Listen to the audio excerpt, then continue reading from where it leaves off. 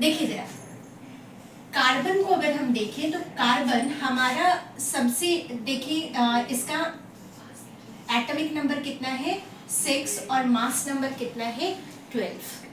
ठीक है, atomic number 6 और मास नंबर कितना है 12। तो अगर हम कार्बन का ये साथ के साथ ही लिख देते हैं एटॉमिक नंबर, जिसको हम रिफ्लेक्ट किससे करते हैं Z के साथ, क्योंकि 9th और 10th बार बार कह रहा है कनेक्टिविटी के साथ पेपर आएगा, so you need to jot down each and everything.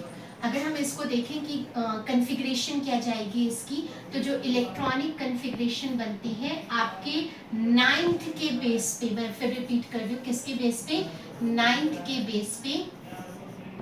तो इसको वी कैन राइट एज, कौन से हमने शेल्स किए थे 9th में, KLMN, राइट। तो जो पहला शेल है वो K है, दूसरा शेल कौन सा है L है। तो ये 2 and 4 जा रहा है, इसका इलेक्ट्रॉनिक कॉन्फ़िगरेशन कितना जा रहा है 2 and 4। तो ध्यान से देखना, ये जो 4 है इसको हम इलेक्ट्रोवैलेंट शेल भी कह सकते हैं कि कितना इलेक्ट्रोवैलेंट है इसके अंदर। ठीक है, और दूसरा क्या है वैलेंसी भी कह सकते हैं। क्या कह सकते हैं वैलेंसी। तो इसकी वैलेंसी कितनी है हमारे पास 4 है। वैलेंसी कितनी है 4। That means it can form 2 things. 1, या तो ये 4 इलेक्ट्रॉन्स जो है वो लूज करेगा, और लूज करके कौन सा चार्ज आ जाएगा 4 पॉजिटिव, या फिर 4 इलेक्ट्रॉन्स क्या करेगा गेन करेगा, और गेन करके चार्ज कौन सा आ जाएगा 4 नेगेटिव, -4 या +4। ठीक है, तो 4 पॉजिटिव ना लिखकर हम कैसे लिखते हैं इसको +4 या फिर -4, right. Because of its valency, कि ये वैलेंसी कितनी है 4 है। 4 के लिए हम वर्ड क्या यूज करते हैं बेटा टेट्रा। क्या वर्ड यूज करते हैं टेट्रा। और वैलेंसी का हमने उठाया वैलेंट, वर्ड क्या उठाया वैलेंट, टेट्रावैलेंट। तो कार्बन को we also call it as tetravalent. Carbon को हम और क्या कह देते हैं टेट्रावैलेंट। समझ में आ गया। अच्छा, अगली चीज देखो, कार्बन के ना यहाँ पे ध्यान से, कार्बन के हमारे पास आइसोटोप्स हैं अलग अलग। आइसोटोप्स आपने, अगेन मैं रिपीट कर रही हूँ, 9th में आपने ये टर्म किया हुआ है। आइसोटोप का क्या मतलब होता है same atomic number but different mass number. समझ गए। मास नंबर को हम लिख देते हैं एटॉमिक मास, ए के साथ सिंबलाइज करते हैं, और एटॉमिक नंबर का सिंबल मैंने यहाँ पे ऑलरेडी लिखा हुआ है Z होता है। तो सिंबल्स भी साथ के साथ नोट करते जाना, राइट। अब देखो जरा, ये हमारा आइसोटोप है। मैंने कहा कार्बन के कितने आइसोटोप्स, तुम लोगों ने अभी तक जो 9th में भी किया है 2 ही आइसोटोप किया है। एक आपने कर रखा है कार्बन 12 और दूसरा आपने कर रखा है कार्बन 14, जिसको हम रेडियो एक्टिव कार्बन भी कह देते थे। एक और इसका आइसोटोप होता है जो normally we don't study about 30। Carbon का मास नंबर कितना आ जाएगा 30। ठीक है बच्चे, इसमें से हमारा जो ये वाला कार्बन है कार्बन 612 जो मैंने यहाँ पे लिखा है, ये मोस्ट एबंडेंट है, मोस्ट कॉमन है, मोस्ट कॉमनली फाउंड है। और अगर हम देखें मोस्ट कॉमनली फाउंड तो कितना कॉमनली फाउंड है भाई, हम कहते हैं 99% जो है एटमॉस्फेयर के अंदर वो कौन सा वाला कार्बन मिलता है हमें C612 वाला, राइट। एक बार और मैं रिपीट कर रही हूँ बेटा, जो ये 6 है ये हमें क्या बता रहा है Z, और ये वाला 12 हमें क्या बता रहा है A।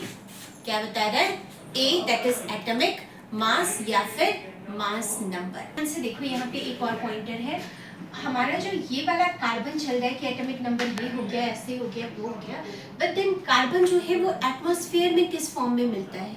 तो आपको पता है कि एटमॉस्फेयर में कोई भी चीज़ जो है, कोई भी एलिमेंट, कार्बन क्या है एक तरह से, क्या कार्बन हमारा एलिमेंट है। कौन है एलिमेंट, और जो पीरियोडिक टेबल में किस नंबर पे है 6वें नंबर पे है। किस नंबर पे है 6th नंबर पे। And we use to consider it as non metal. हालांकि इसमें क्वालिटीज नहीं होती है, फिर भी हम इसको क्या कंसिडर कर लेते हैं नॉन मेटल। ठीक है, नॉन मेटल हम ये कहते थे कि माइनस चार्ज बनाता है, लेकिन मैं अगेन कह रही हूँ इसमें वो वाली क्वालिटी नहीं है, फिर भी हम इसको नॉन मेटल ही कंसिडर करेंगे। अब जब 6 नंबर पे हमारा ये एटॉमिक सारा का सारा आता है एंड कार्बन अपना रोल प्ले कर रहा है, सब कुछ कर रहा है, तो एटमॉस्फेयर के अंदर कोई भी चीज एक तो मिलता है हमें रॉक्स की फॉर्म में, और रॉक में भी क्या मिनरल्स के फॉर्म में, और दूसरा हमें किस फॉर्म में मिलता है कि एयर के फॉर्म में। मिनरल्स किसके अंदर बताया मैंने, रॉक्स के अंदर मिल जाएगा। और कहाँ पे होगा ये, अर्थ क्रस्ट में।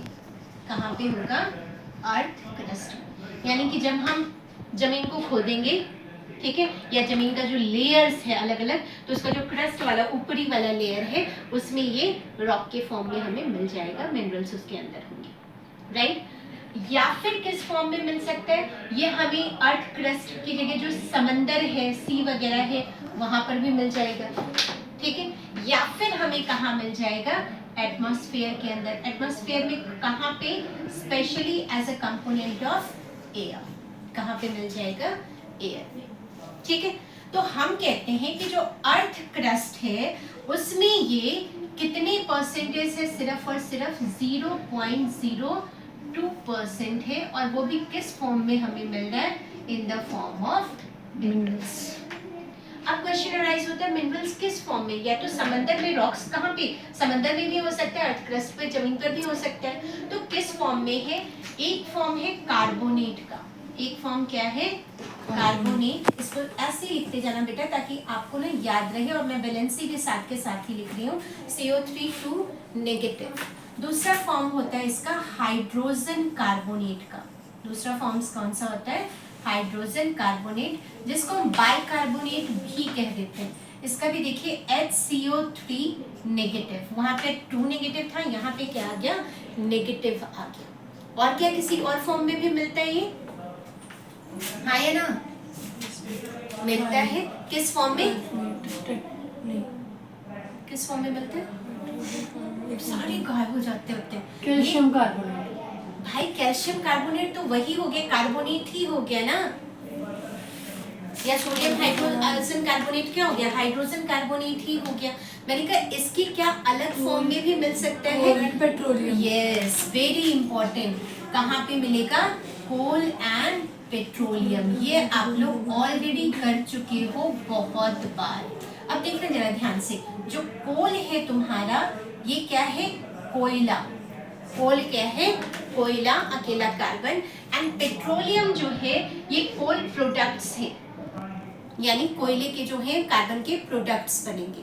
यहाँ पे पेट्रोलियम क्या आ जाएगा, कार्बन प्रोडक्ट्स, स्पेशली हाइड्रोकार्बन होता है। और ये पेट्रोलियम आपको कहाँ पे मिलेगा, जो मैं समंदर बता रही हूँ आपसे, ठीक है, वहां पे आपको क्या मिलेगा, पेट्रोलियम, ठीक है। और बाकी जगह कहाँ क्या मिलेगा आपको, कोयला। जमीन के अंदर क्या मिलेगा, कोल की फॉर्म। अब आ जाए एटमॉस्फेरिक एयर वाला। अब एटमॉस्फेयर के अंदर ये CO2 के फॉर्म में है।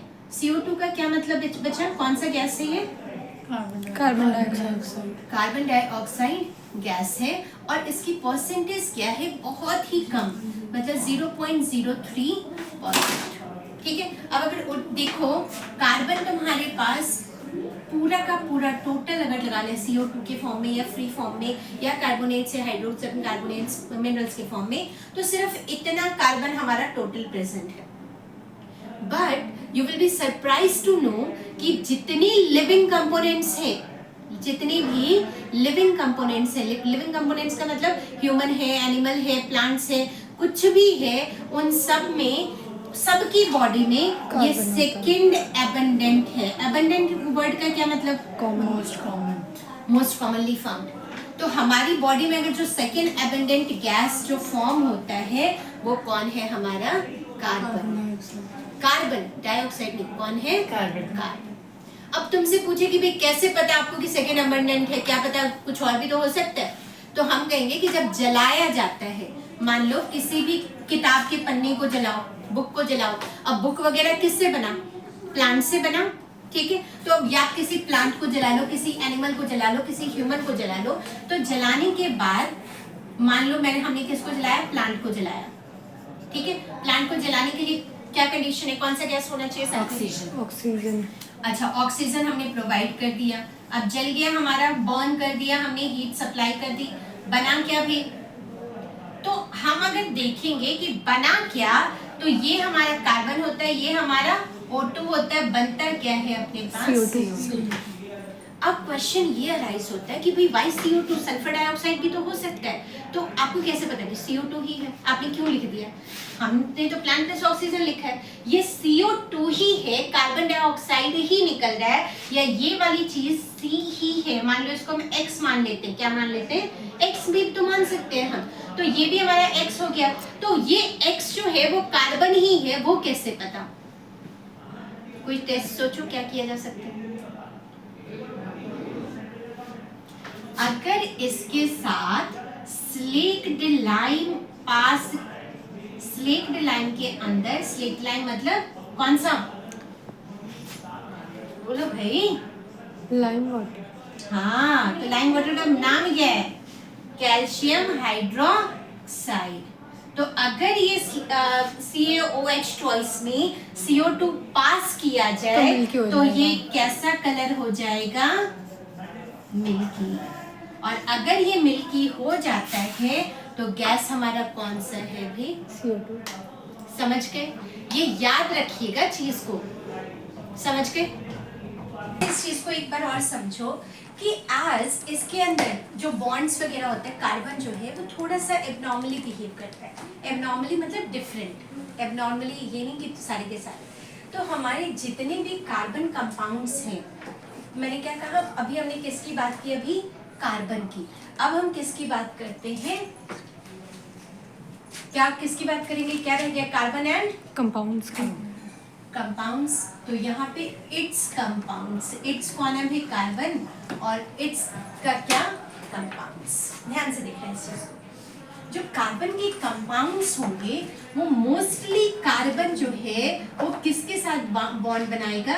हाइड्रोजन के साथ। किसके साथ बॉन्ड बनाते हैं?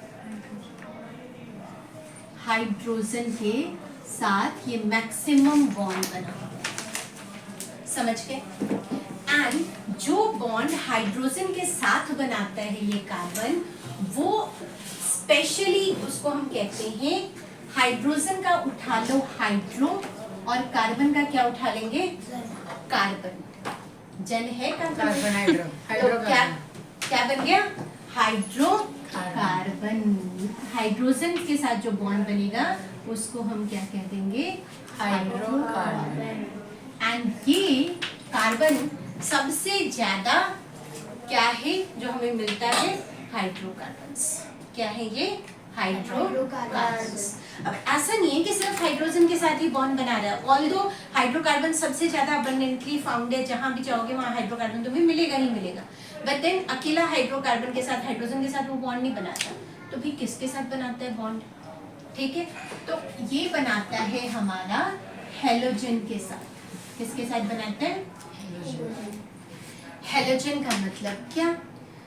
हेलोजन का मतलब हमारे पीरियोडिक टेबल में हीलियम। 17th group. अच्छा सॉरी। पीरियोडिक टेबल में 17th ग्रुप।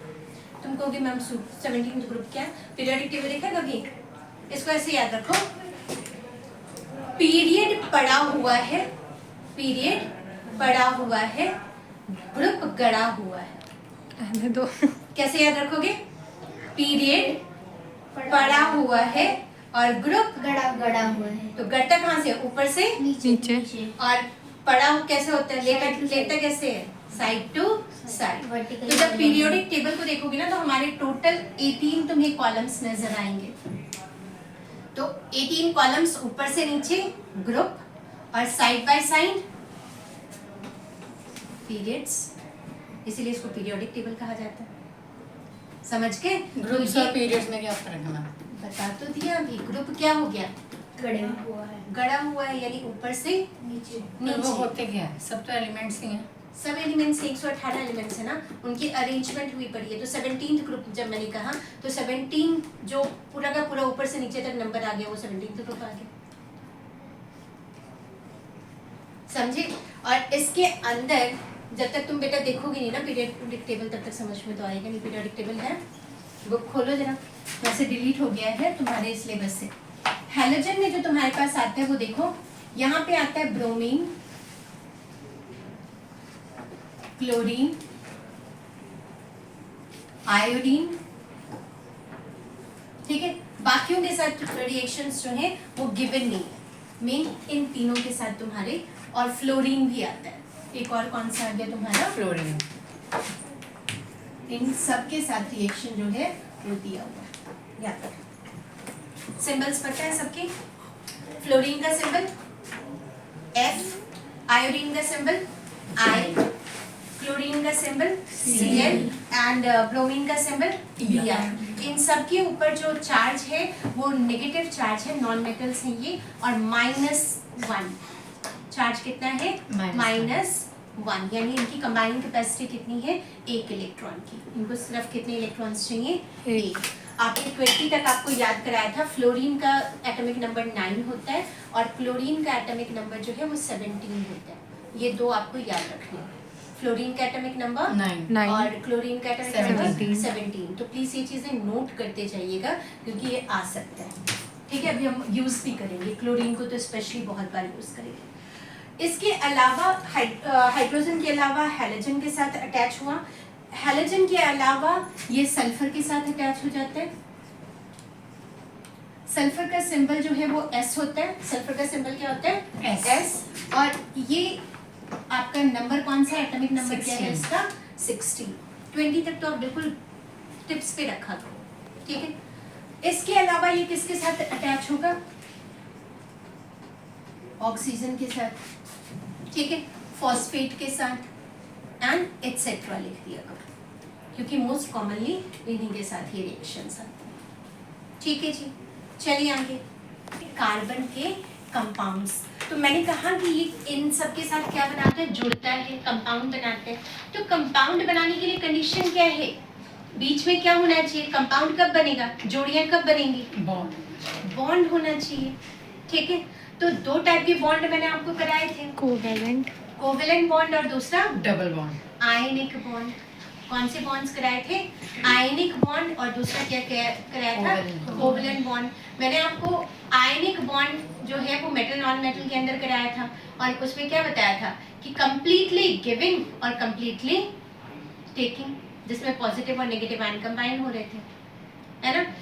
तो ये जो कार्बन है वो ना तो कंप्लीटली दे सकता है because of its tetravalent nature. कौन सा नेचर अभी लिखवाया था, टेट्रावेलेंट की भी इसमें जो लास्ट शेल है उसके अंदर कितना है, 4 है, यानी वैलेंसी इसकी कितनी है, 4 है। तो इजीली देना और लेना मुश्किल हो जाता है इसके लिए। तो ये क्या करता है, कहता है ठीक है भाई आजा, हम यूनिवर्सल ब्रदरहुड करेंगे, सिस्टरहुड भी कह सकते हो तुम, बहनों की बनती नहीं है ना, लड़ाइयाँ ज्यादा होती हैं, तो इसलिए फिर हम कौन सा करेंगे, यूनिवर्सल ब्रदरहुड, भाईचारा, है ना। तो यूनिवर्सल ब्रदरहुड वाला जो बॉन्ड होता है उसको हम कौन सा बॉन्ड कहते हैं बेटा, कोवेलेंट बॉन्ड। अब देखना ध्यान से, को का मतलब एक के साथ दूसरा कोऑपरेट करना, हाँ। ऐसे कह ले, कोऑपरेट करना। को मतलब याद क्या रखोगे, कोऑपरेट, ठीक है। और वेलेंट मतलब कि भाई जितने इलेक्ट्रॉन्स है, वैलेंसी कौन डिसाइड कर रहा है, इलेक्ट्रॉन्स, यानी हम जो इलेक्ट्रॉन्स है वो क्या करेंगे, कोऑपरेट करेंगे। और कोऑपरेशन में क्या होती है, शेयरिंग इज केयरिंग, ठीक है, शेयरिंग इज केयरिंग। तो यहाँ पे क्या होता है कि दो एलिमेंट्स, अब ध्यान से देखना इस चीज को, दो एलिमेंट्स या तो same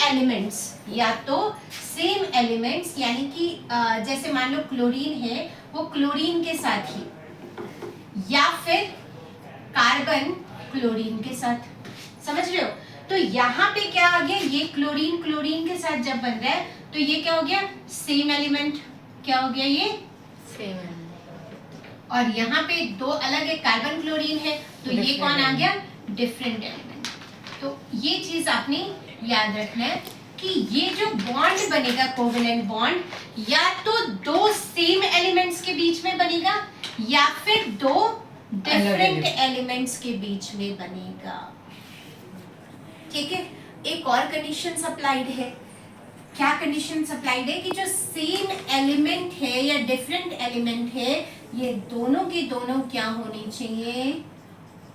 non metal, non metallic character वाले होने चाहिए। कौन से होने चाहिए? Non metallic character. यानी कि नॉन मेटेलिक कैरेक्टर का क्या मतलब?